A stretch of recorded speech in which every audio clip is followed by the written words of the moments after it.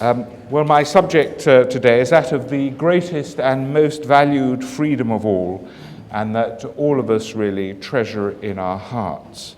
That is to say, the freedom from consequences, or perhaps I should say the freedom from adverse consequences, particularly economic ones. And I might even go so far as to say that this is the only freedom that much of the population of Western countries now values, and for which it is prepared to fight, or at least to struggle. And you could call it free lunch syndrome, and it affects millions of people. They want to have as much choice as possible, but they don't want the consequences, either practical or moral, of their own choices. And I first became aware of this problem in a kind of inchoate way when I was very young. A teacher told us something which stuck in my mind forever. I was about 9, 10 years old, I think. And I wasn't sure why it stuck in my mind. And I think in the most literal sense it was untrue. He said that there were people, principally beautiful women in the United States, who, after the privations of the war years, wanted to eat as much as they could. They wanted to indulge their appetite in a way in which they had been unable for several years. But of course, at the same time, they wanted to avoid putting on weight. So in order to eat as much as they liked without becoming fat, they swallowed in a capsule the head of a tapeworm that would absorb a considerable part of the food energy that they consumed. Now, anyone who's seen a tapeworm, beef or pork or even fish, will have been cured of nature mysticism forever. No one who's seen a tapeworm will think that nature knows best.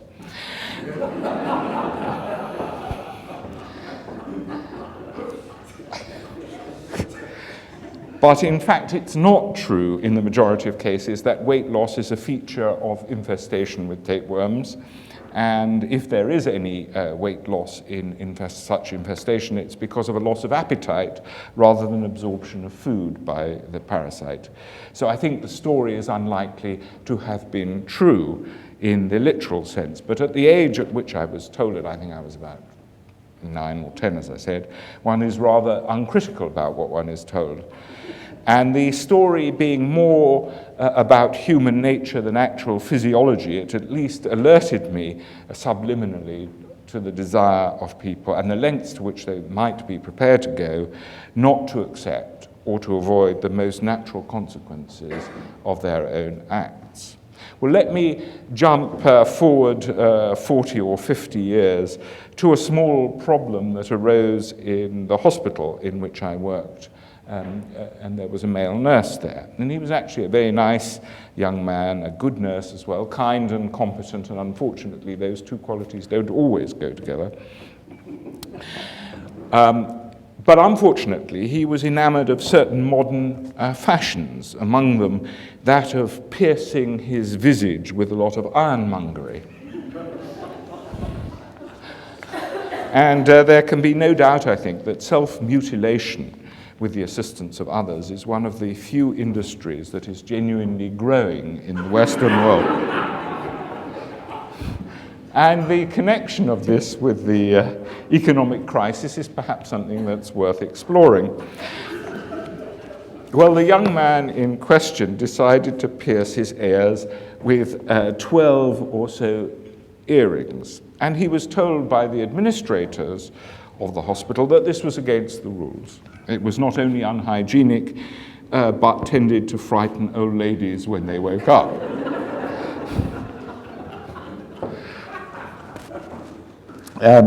He said that it was his right to pierce his ears in this way, and the hospital did not dispute this. But nevertheless, it maintained its stance.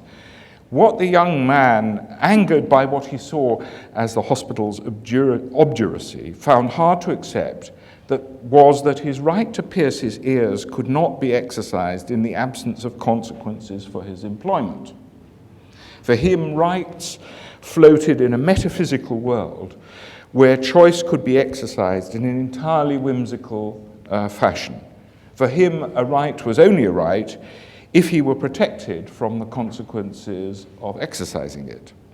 And this view of human rights encourages people to believe that there might be actions, or there should be actions, and without unpleasant consequences for them. Otherwise, their rights don't exist.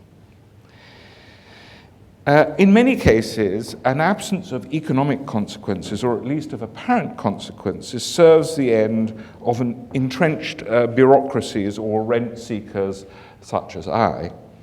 Let me take the English legal system, and from which I'm talking about an example from which I have myself sometimes obtained some personal rent as an expert witness, as an emblematic example, in particular our tort system.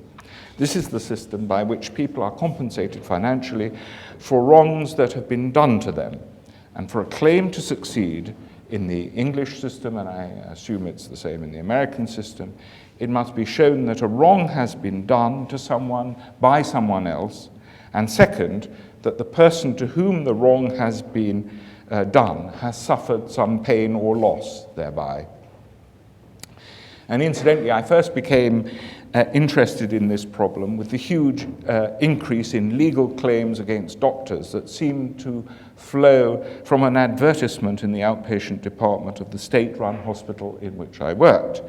The hospital managers, hoping to raise a little revenue, installed a system of television screens in the waiting rooms, and which they hired out to local advertisers, including, and I should say especially, lawyers, one of whom came up with this inspiring jingle. Remember, this is to patients who are waiting to see the doctor, remember, where there's blame, there's a claim.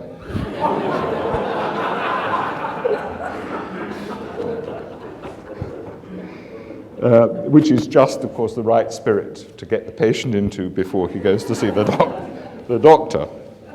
Well, the complaints department of the hospital, I might add, now probably employs more staff than the entire hospital administration of 40 years ago. And one's rather reminded of the fact to which I often allude, that the British welfare state has succeeded in creating more permanent invalids than did the First World War. The great majority of people who resort to the courts do not fund themselves, of course. Either their cases are funded from public funds, or lawyers take on their clients on a no-win, no-fee basis. And then, of course, the lawyers take out insurance against losing cases. So you can see the whole system is not exactly designed to reduce the number of cases. Champerty, as it's practiced in the United States, that is to say the means by which successful lawyers share the proceeds from their clients, with their clients, I should say, is not permitted in England. A system has been created then, which against natural justice means that anyone can claim against anyone else and have nothing, or at least nothing economically tangible, to lose thereby. For the person who sues, there are no adverse consequences, no adverse financial consequences. And his choice to sue is of no financial significance to him whatsoever. Even if his claim is proved beyond reasonable doubt to have been grossly dishonest, no penalty or even the mildest of costs attaches to the person who has made it. He pays no penalty for his lies or what amounts to an attempted extortion. He leaves the court with exactly the same reputation as he entered it and no blot on his character. And he has no blot, even if, as is quite often the case, he has attempted such fraud on several previous occasions. I won't go into the other corrupt and corrupting mechanisms of the system. Suffice it to say that it has succeeded in conjuring up wholly specious and non-existent illnesses out of the air. For example, whiplash injury. which once they have entered legal precedent are as difficult to remove merely because of the fact of non-existence. They're as difficult to remove from the tort system as books once were from the Index Librorum Prohibitorum, the Catholic Church's list of prohibited books. And in Liverpool, a city with an exceptionally high rate, even for provincial England, of dependence on public expenditure for its population's livelihood, buses are festooned with advertisements encouraging people to make claims against employers, not that they have any employers, but if they had employers,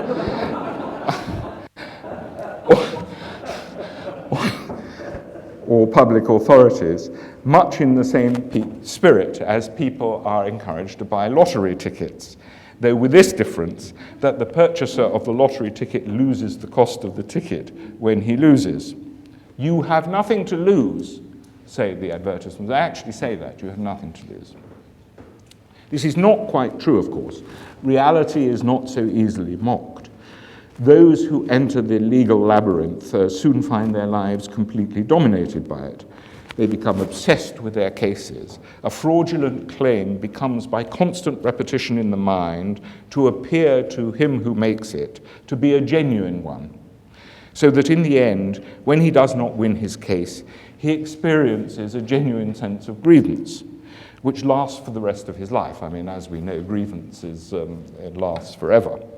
And those who started out with bogus suffering, which is claimed only in the hope of compensation, or compo, as it is universally known in Liverpool, end up with real suffering, and so on and so forth. And if you call a man an invalid, or if he calls himself an invalid, eventually he will become one. But those who enter the labyrinth do so under the impression that they have nothing to do but wait for the payment to be made, without any other consequences to themselves. And they are encouraged to believe this, and they are told that this is justice. Well, the social and economic costs and effects of this system are not inconsiderable, however. Not far short of 5% of the total expenditure on healthcare in the country goes on fees to lawyers now. It's increasing exponentially. And even though the number of lawyers in Britain has tripled in 30 years, since 1985, the absolute numbers of individuals involved professionally with litigation in this field is very small. That is to say, a scheme which claims that there is freedom from consequences for litigants results in what is morally, if not legally, the malversation of funds into the pockets of a very small number of people, costing something in the region of $120 per head of the population, man, woman, and baby, which is to say $500 a year for what used to be a normal family of 2 adults and 2 children. $500 a year is hypothecated to the payment of malpractice lawyers and their hangers-on, such as I, through the tax system. If you count the payments, if you include the payments made also to the claimants, many of these payments are wholly undeserved. They're made with out-of-court settlements only because the cost of going into court is so astronomical, people are prepared to pay off claimants. The figure rises to $1,500 a year. And that's quite a burden for families and an economy to bear. And as I said, it comes about because of a dishonest promise of freedom from consequences made to the litigants.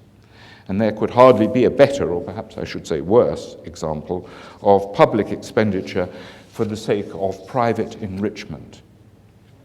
And this is all brought about without the need for those enriched to have done anything illicit or illegal. Well, I don't want to sound censorious, so I remind you that I too have fed, or perhaps I should say sipped, at this particular trough. It corrupts people even if they do nothing illegal, and even if they work within it honestly and conscientiously. never themselves lying, for example, or saying anything that they know to be untrue. But of course, all this pales into insignificance by comparison with the life of choice but no consequences that the welfare state offers many people. Their choice, it is true, is restricted to a very small field because their housing, healthcare, education, social insurance, pensions, and so on are provided for them. And they have little choice in those things, which one might have supposed were of deep existential importance to them or significance. Their choice is limited to such matters as what to watch on television and how to dispose of the pocket money that is left to them, or I should say granted to them.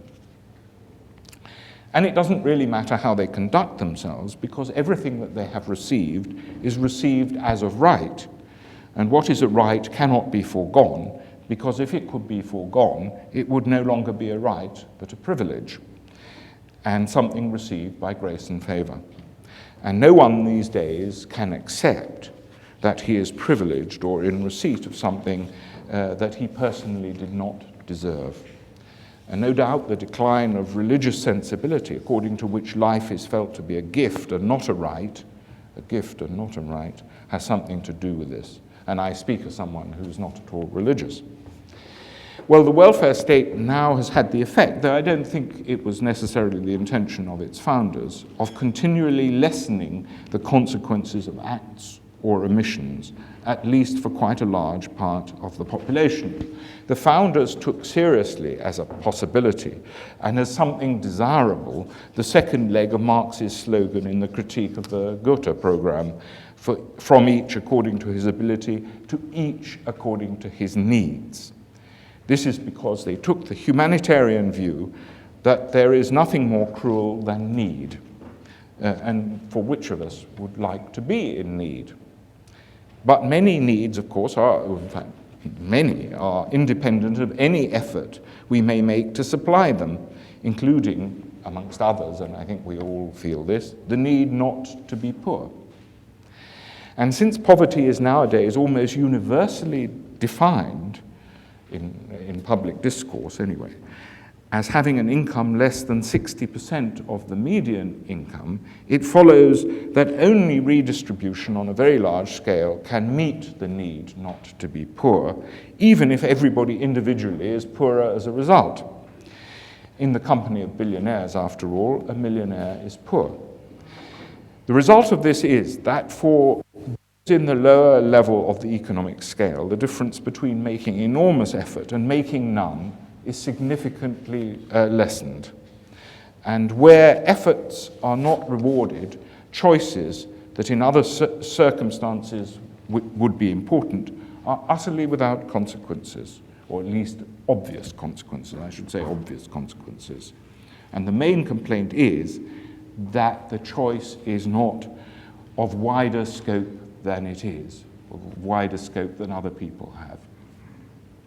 At the other end of the economic scale, of course, and I'm not really, I've never inhabited the other end of the economic scale, choices that are right for the individual, if by right we mean those that lead to his personal enrichment, are often wrong morally, or for his company, his society, or even the world economy. Here the problem is initially one of the wrong incentives rather than an absence of incentives, but they also include the lack of serious personal consequences if the person makes the wrong decisions and choices. And the spectacle of vast bonuses for people who work in insolvent banks has now become a pretty familiar one. And for such people, adverse financial consequences do not exist and are known in advance not to have existed. But what's wrong, you might ask, with a life in which choices can be made without any fear of adverse circumstances? Is this not something which many of us secretly dream of? We would like to smoke without damaging our lungs, to drink without having hangovers. Of course, that is of no application here, I understand that. And to eat without putting on weight, and so on and so forth. Are we not like Harold Skimpole, who said in Dickens's Bleak House, "I ask only to be free, The butterflies are free. Mankind will surely not deny to Harold Skimpole what it concedes to the butterflies. Imagine, though, what a life without the possibility of adverse consequences for our acts and admissions would actually be like. And Milton puts it like this in Paradise Lost, after Satan is expelled from paradise. So farewell hope, and with hope farewell fear, farewell remorse, all good to me is lost. Evil, be thou my good. And perhaps there can be fear without hope, but there cannot be hope without fear. So that the attempt to abolish fear, for example, the fear of need, extinguishes the hope, at least from many people, of betterment by their own effort. And what is left for them is a small area of choice without consequences. This choice is not enough to give significance to a human life. Even if you're not a complete materialist, and by materialist I don't mean in the philosophical sense, but in the sense of someone who believes that the main aim of life is or should be the maximum level of consumption. Even if you're not that, you will probably agree that a life in which the standard of living is not at all or only very marginally dependent upon personal effort is one which is significantly deprived of an important source of meaning. There can be no pride in it and no self-respect. And you've only to compare the deportment of people in the poor areas of Western cities, particularly the banlieue in France or the bad areas in England, Liverpool, where with poor areas in Africa, well, most of Africa, of course, is poor, where poverty, of course, is much, much greater in the absolute sense. And I want to make clear, I'm no admirer of poverty, to see that this is so, that there's no self-respect. Go, for example, to the city of Middlesbrough in the northeast England. I say that rhetorically, I don't mean you really to do it, I wouldn't advise it.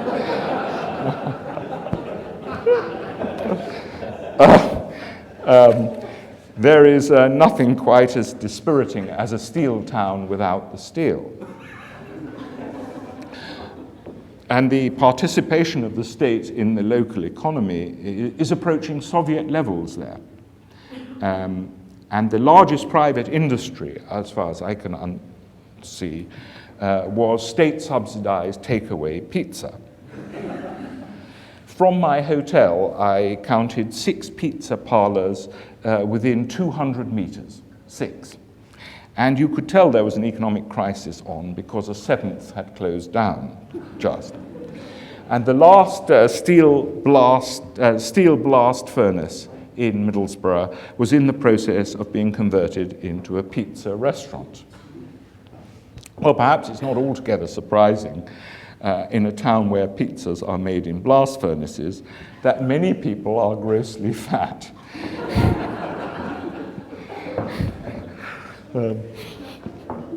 So if you go out at 11 o'clock in the morning in Middlesbrough, in the centre of Middlesbrough, you will see people so fat that by the age of 38, they can move about only in wheelchairs.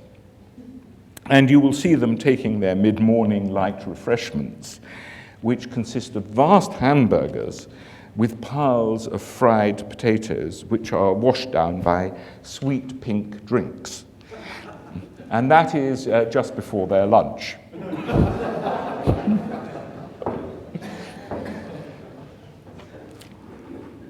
What then are the results of the abolition of fear and with it hope? The choices that are available to people in this situation are of little consequence even to them. They don't care even what they eat or how they dress. And carelessness and lack of discrimination become general. For such as live in these circumstances, there's no higher and lower, no provident and improvident, no wise and no foolish. Even curiosity is driven out. For why be curious in a world in which there are no consequences in what you do? So choice becomes and means little more than the fulfillment of the whim of the moment. That's all it is. It's just a whim. When Milton's Satan says, "All good to me is lost, evil be thou my good," he expresses something that has actually come to pass.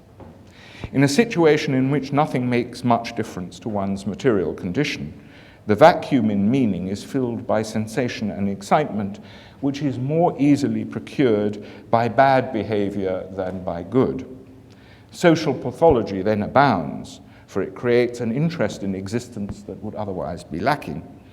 At least bad behavior and social pathology create crises that lend a savor to existence, which would be, without bad behavior, the existence would be stale, flat, and unprofitable. The one thing that can be said in favor of psychopathy is that it is not boring, at least not in the short term. And this helps to explain why the abolition of raw want certainly does not lead to a civilized existence in other respects.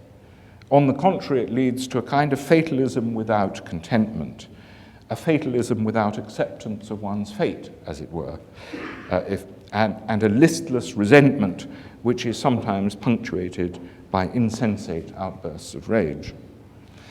Of course, none of this will come as any surprise to those of us who believe that man is an imperfect creature, flawed in his very nature, who needs the spur of fear as well as of hope to make him flourish and behave well.